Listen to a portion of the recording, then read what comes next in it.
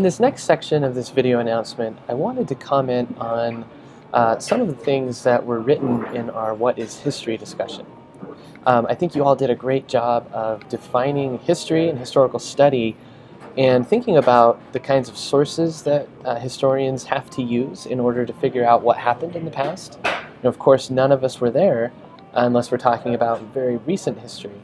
And so we have to rely on the things that were left behind. So that's what we're talking about when we talk about primary sources. Primary sources are those that were created at the time of the event that we're studying, whatever it is. So those could range from artifacts, if we're talking about the history of the first inhabitants of New Mexico, or it could be oral histories, as we're going to be reading about in Unit 2.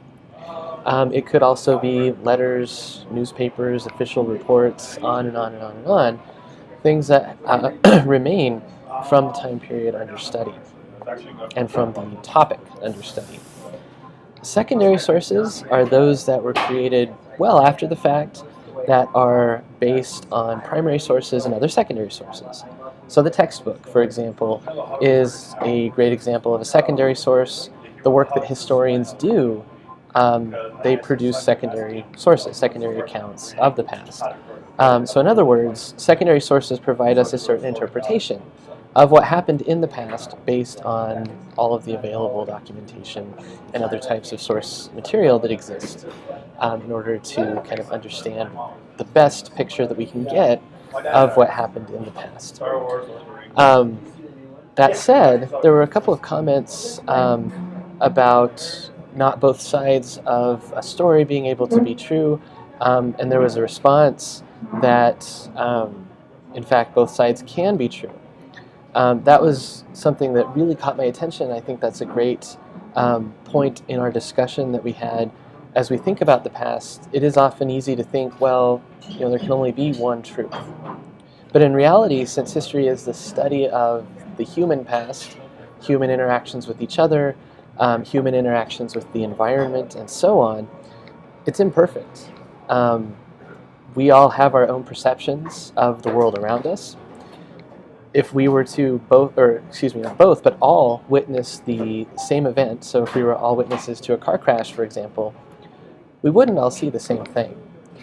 Our accounts probably would contain, hopefully, would contain the truth about what we saw when we're giving our reports after the fact to explain what happened, maybe a police report or whatever it might be. But we might present different accounts, different perspectives that are all true. Some of them might even conflict with one another because of the kinds of perspectives we had, because of the way that we internalized and understood the situation that we saw. So again, it's important to understand that all sides of historical accounts can be true. They can possess truth. And so as historians, we have to figure out, what do we do with that? History's messy. It's complicated for the reasons that we've just laid out. And so historians have to take the evidence that they find and interpret it. They have to make sense of it and use the evidence and sound logic and reasoning to provide the best interpretation and account that they possibly can. That's what historians strive to do. Something else related to this is a comment about primary sources I want to make. Because I often hear the idea that primary sources are somehow the most credible sources on a historical event. It's true they're always going to be the closest to the event. They're not necessarily credible, though, in and of themselves. Primary sources can be created with a certain axe to grind, a certain bias in terms of the author's perspective. Letter writers, if I write a letter to my wife versus an official report to the government about some situation I was involved in, and I'm sort of thinking about events like those that we'll be studying here early on in the course. Conquistadores moving to create the New Mexico colony and so on. Those people, depending on who you're writing to, you might tell the story differently. You might provide different insights, different perspectives. That doesn't mean that primary sources were lying or that those that created them were lying. Sometimes they do. Sometimes people lie. not just in our communications with each other, but in the things we write down. So again, all of that is just to say we have to be aware of that. We have to think about, where did this source come from? Who is the author? What axe did he or she have to grind? What biases might that person have?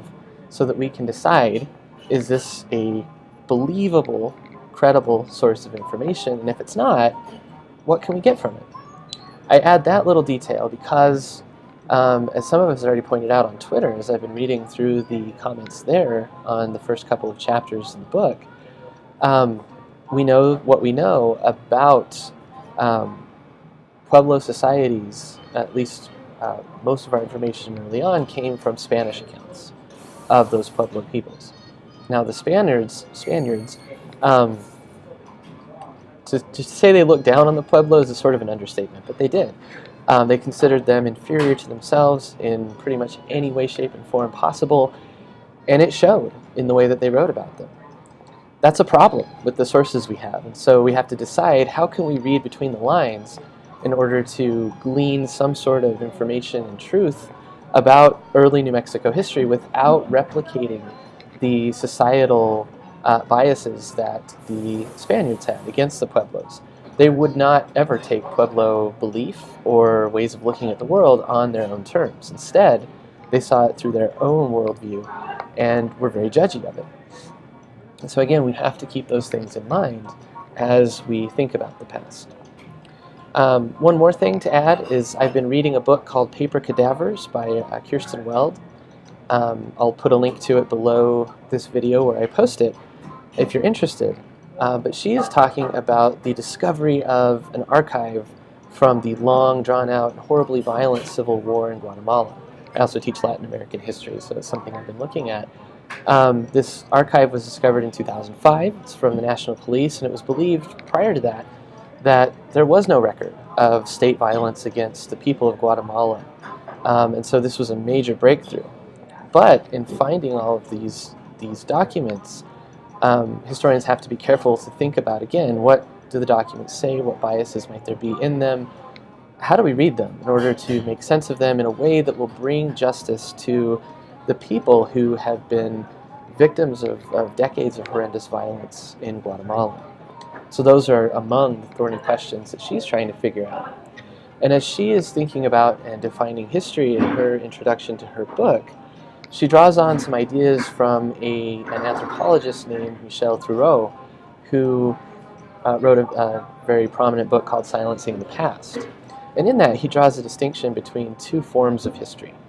One is seeing history as that which happened, the things that historians write about. So the actual events themselves. That's history in one definition. But also history is that which is said to have happened, the things that historians write, their interpretations. We have to be aware that there are all of these different kind of issues at play when we study the past. Historical thinking is the way that we do it. As so many of you pointed out, either drawing on the video or on the article from the AHA's website with the 5 C's of historical thinking. If you didn't get a chance to read that one, I know I gave you a lot to read, and I know that was one of the kind of secondary, I won't say secondary sources because that's not what I mean in this context, but it was one of the extra sources that I gave you in Unit 1. But if you didn't get a chance to look at it, go back and click on that link and just at least skim through and see what the 5 C's are in order to kind of keep that in your mind about it. That will help us to think critically as we go along, think critically of the textbook. You know, I wrote it, but I'm imperfect, and I have my own interpretations of the past. I did my best to keep them even-handed and to show multiple perspectives. But again, I'm not perfect. And so you may find some things as you go along. You might think, wait a minute, where did this interpretation come from? How did he reach that conclusion? And so on. Those are the kinds of questions you should have. And those are the things that will help us to really put together the fullest picture that we possibly can about the past. So thanks for indulging me here and listening to my comments about thinking about history. I look forward to studying the early period in New Mexico's past with you over the next couple of days.